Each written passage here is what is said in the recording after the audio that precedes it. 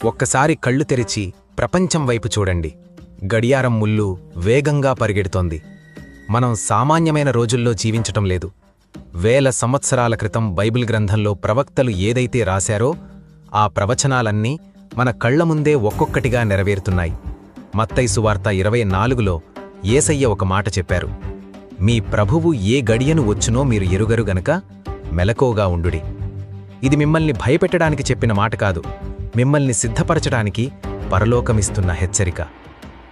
ఈ భూమి మీద జరగబోయే అతిపెద్ద అద్భుతం, అతి భయంకరమైన సంఘటన రహస్య రాకడ లేదా ది రాప్చర్. యేసుక్రీస్తు తన సంఘాన్ని, తన వధువును మధ్యాకాశంలోనికి ఎత్తుకునిపోయే ఆ క్షణం ఎంతో అకస్మాత్తుగా వస్తుంది. అది కేవలం ఒక కథ కాదు, అది ఒక రూపకం, అంతకన్నా కాదు. అది అక్షరాలా జరగబోయే ఒక మహావాస్తవం. దేవుడు తన పిల్లల్ని తీసుకెళ్లిపోయాక ఈ భూమి మీద మిగిలిపోయేవారు మానవ చరిత్రలోనే అత్యంత భయంకరమైన 7 ఏళ్ల శ్రమల కాలం గుండా వెళ్లాల్సి ఉంటుంది.